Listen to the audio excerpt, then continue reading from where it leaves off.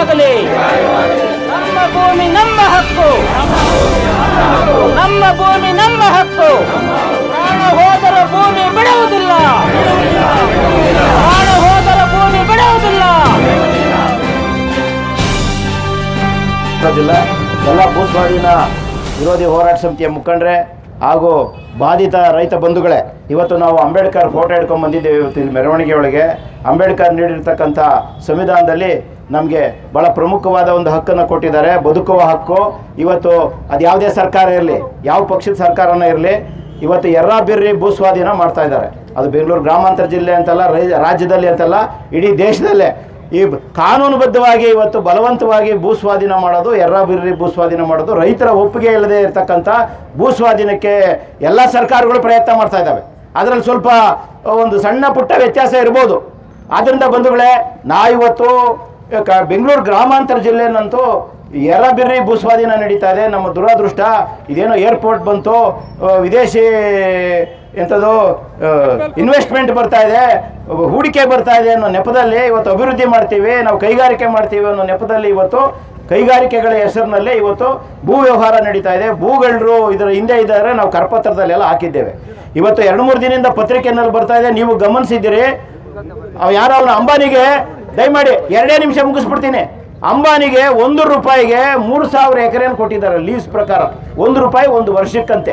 ಅದರಲ್ಲಿ 10 ಲಕ್ಷ ಮಾವಿನ ಗಿಡಗಳಿರ್ತಕ್ಕಂಥ ಒಂದು ಉತ್ಕೃಷ್ಟವಾಗಿರ್ತಕ್ಕಂಥ ಅಸ್ಸಾಂನಲ್ಲಿ ಇವತ್ತು ಭೂಮಿಯನ್ನು ಕೊಡ್ತಾ ಇದ್ದಾರೆ, ಬಿಹಾರದಲ್ಲಿ ಭೂಮಿಯನ್ನು ಕೊಡ್ತಾ ಇದ್ದಾರೆ.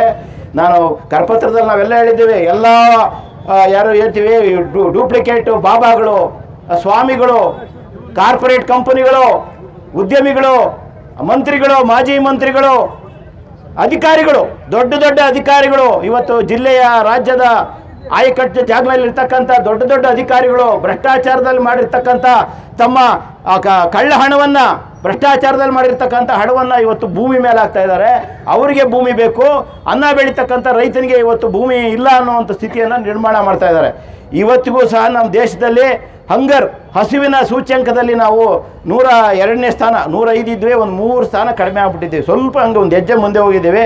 ಆದರೆ ಇನ್ನೂ 100 ಸ್ಥಾನಕ್ಕಿಂತಲೂ ಹೆಚ್ಚು ನಮ್ಮ ಸ್ಥಿತಿ ಅಂದರೆ ಹೀನ ಸ್ಥಿತಿನಲ್ಲಿ ನಾವಿದ್ದೇವೆ. ಜನಕ್ಕೆ ಇವತ್ತಿಗೂ ಸಹ ಬೇಕಾಗುವಷ್ಟು ಅನ್ನ, ಕಾಳು, ಮೊಟ್ಟೆ, ಮಾಂಸ ಎಲ್ಲ ಸಿಗ್ತಾ ಇಲ್ಲ ಅಂತ ಹೇಳಿ ಇವತ್ತು ಎಲ್ಲ ಜಾಗತಿಕ ವರದಿಗಳು ಹೇಳ್ತಾ ಇದ್ದಾವೆ. ಹೀಗಿರುವ ಸಂದರ್ಭದಲ್ಲಿ ನಮ್ಮ ಜನರ ಬದುಕನ್ನು ಉಳಿಸುವಂಥ, ಜನರ ಆಹಾರ ಭದ್ರತೆಯನ್ನು ಉಳಿಸುವಂಥ, ಈಗಲೂ ನಮ್ಮ ರೈತರಿಗೆ ಒಂದು ಉದ್ಯೋಗ, ಅವರ ಬದುಕು ವೃತ್ತಿ ಅನ್ನೋದು ಕೃಷಿ. ಇಂಥ ಒಂದು ಕೃಷಿಯನ್ನು ನಾಶ ಮಾಡ್ತಾ ಇದ್ದಾವೆ ಸರ್ಕಾರಗಳು. ಈ ಎಲ್ಲ ಸರ್ಕಾರಗಳು ಬೇಜಾರು ಮಾಡ್ಕೊಂಬೇಡಿ. ಇವತ್ತು ಎಲ್ಲ ವಿಧಾನಸಭೆ ಒಳಗಿರೋರು, ಪಾರ್ಲಿಮೆಂಟ್ನಲ್ಲಿ ಇರ್ತಕ್ಕಂಥವ್ರು ಎಲ್ಲರೂ ಸಹ ಇವತ್ತು ಭೂಗಳರಾಗಿರ್ತಾರೆ, ಇಲ್ಲಾಂದರೆ ಭೂಗಳರ ಏಜೆಂಟರಾಗಿರ್ತಾರೆ. ಏಜೆಂಟರಾಗಿ ಇವತ್ತು ಕೆಲಸ ಮಾಡ್ತಾ ಇದ್ದಾರೆ. ಕೋಟಿ ಭೂಮಿ ಬೆಲೆ ಏರ್ತಾ ಇದ್ದಂಗೆ ಎಲ್ಲ ಸಹ ಒಂದು ಕ್ರೂರವಾಗಿ, ಅತ್ಯಂತ ಕ್ರೂರವಾಗಿ, ಯಾವುದೇ ಮಾನವೀಯತೆಯಲ್ಲೇ ಇವತ್ತು ರೈತರ ಭೂಮಿಯನ್ನು ಕಸಿಲಿಕ್ಕೆ ಪ್ರಯತ್ನ ಮಾಡ್ತಾ ಇದ್ದಾರೆ. ಇದನ್ನು ನಾವೆಲ್ಲರೂ ಸಹ ಖಂಡಿಸಲೇಬೇಕು. ಇದು ಇಲ್ಲಾಂದರೆ ನಮ್ಮ ಬೆಂಗಳೂರು ಗ್ರಾಮಾಂತರ ಜಿಲ್ಲೆ ಒಂದು ರೀತಿ ನರಕ ಆಗುತ್ತೆ. ಬೆಂಗಳೂರಿನಲ್ಲಿ ಹೆಂಗೆ ಇವತ್ತು ಜನ ಉಸಿರು ಕಟ್ಟಿ ಸಾಯ್ತಾ ಇದ್ದಾರೆ, 40% ಜನಕ್ಕೆ ಉಸಿರಾಟದ ತೊಂದರೆ ಇದೆ. ಅದೇ ರೀತಿ ಪರಿಸ್ಥಿತಿ, ಆ ನರಕ ಇಲ್ಲಿ ಸೃಷ್ಟಿ ಮಾಡಬೇಕು ಅಂತ ಹೊರಟಿದ್ದಾರೆ.